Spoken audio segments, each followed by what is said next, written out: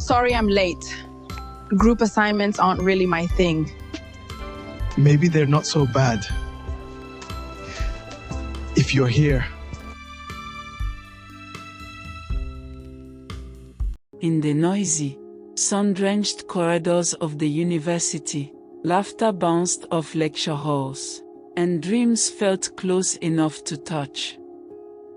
Students hurried past with books and ambitions, but for Tammy, everything paused the moment he saw Karo. She wasn't trying to stand out. Her hair tied back, bag slung casually, but her presence made the crowded hallway feel still.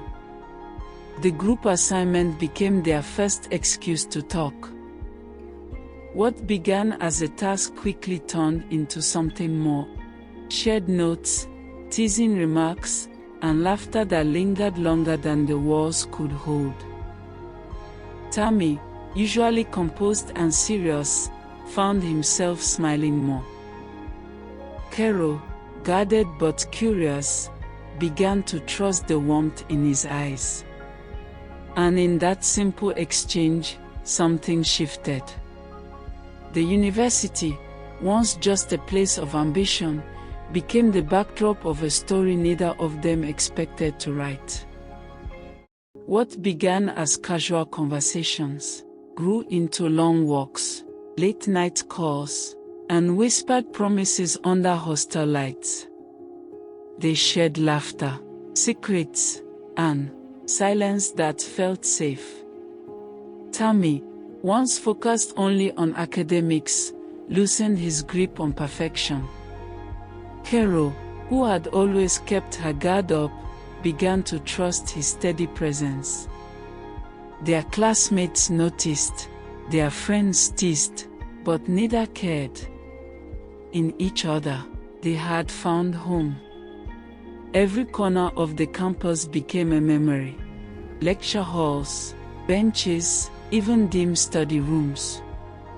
Their bond was undeniable, unfolding quietly but powerfully. They didn't yet call it love, but everyone around them could see it. It was in the way Tammy carried her books without being asked, in the way Karo saved him a seat, in the way their laughter filled spaces that once felt ordinary. The university became more than a place of learning.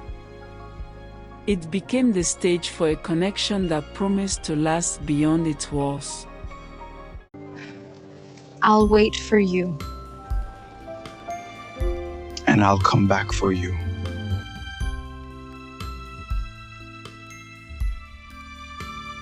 But life interrupted. Lagos pulled Tammy one way and Port Harcourt pulled Karo another. Distance stretched between them like a test neither had prepared for. Calls grew shorter, nights longer, and silence heavier.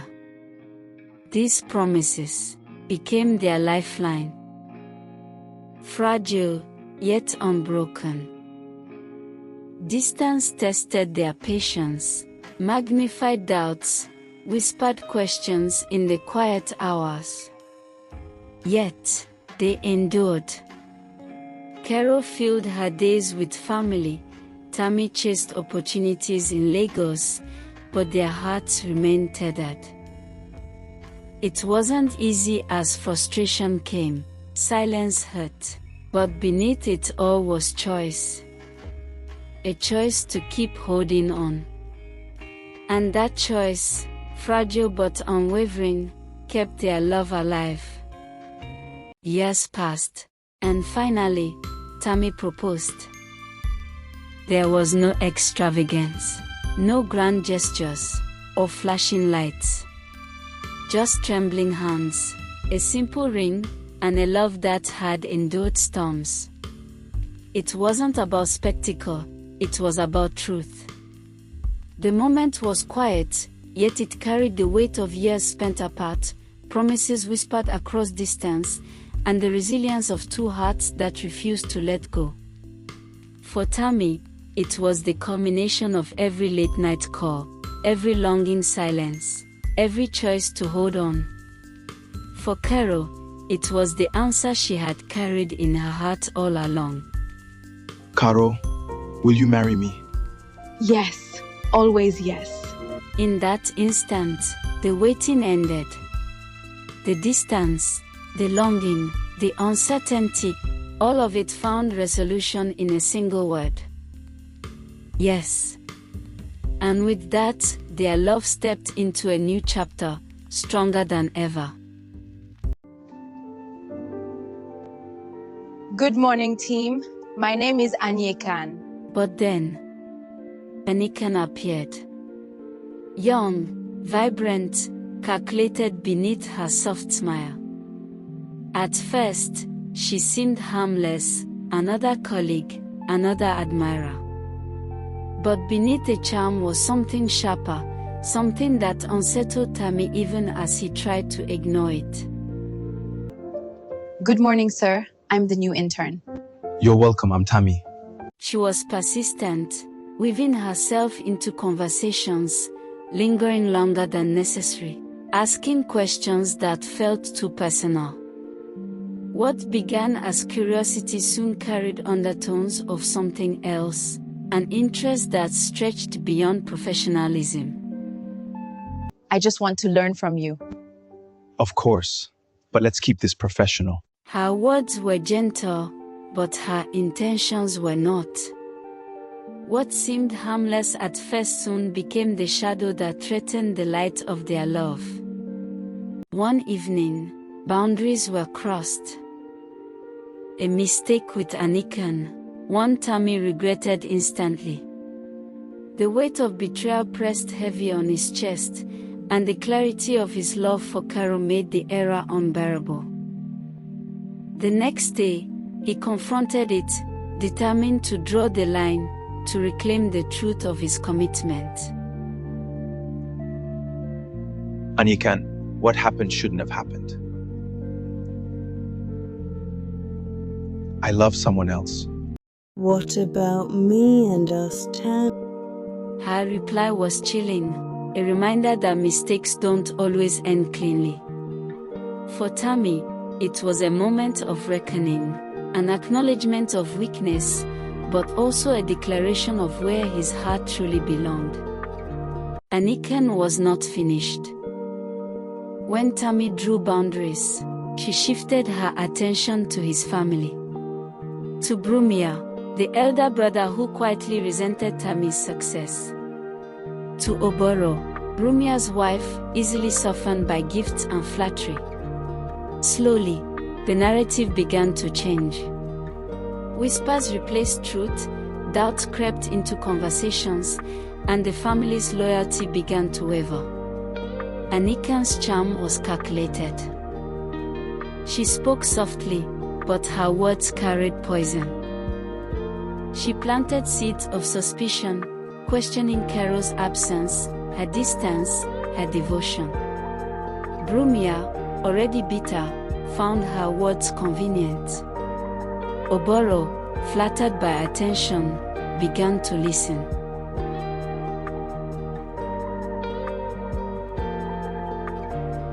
She really know this Karo.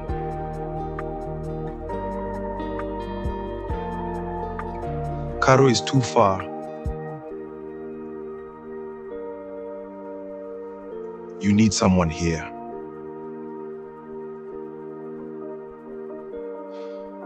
How did this even start? What began as a mistake, now threatened to unravel everything. Aniekan's manipulation was not just about Tammy, it was about dismantling the foundation of his love, piece by piece. Karo felt the shift. The distance wasn't just miles anymore, it was pressure, manipulation, doubt. She sensed the whispers, the interference, the weight pressing against their bond. But her voice carried strength, the kind that reminded Tammy why he chose her in the first place.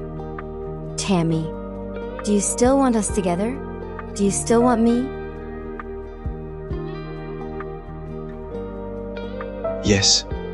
In that moment, her question cut through the noise. It wasn't about distance or interference, it was about choice. And Tammy's answer, steady and unwavering, reminded them both that love was not fragile. It was resilient, and it was theirs. And in that moment, something in Tammy settled. He returned home, not to argue, but to stand his ground. Love demanded courage, and he was ready to fight for his. Rumia, I respect you, but this is my life. And I choose Karo. This ends now. Completely. His words carried finality. No hesitation, no compromise. He chose Karo, and in doing so, he reclaimed his story. The manipulation ended, the whispers silenced. What remained was truth, clear, unshaken, and resolute. Love, after all, is not just about feelings, it is about choice. And despite the distance, the interference, and the mistakes, Tammy chose Karo. Their love had already survived miles apart. It was not so easy to destroy. The storm passed, leaving behind clarity. Aniekan's schemes dissolved, Brumia's doubts faded, and what remained was the strength of two hearts that refused to let go. Their story was not perfect.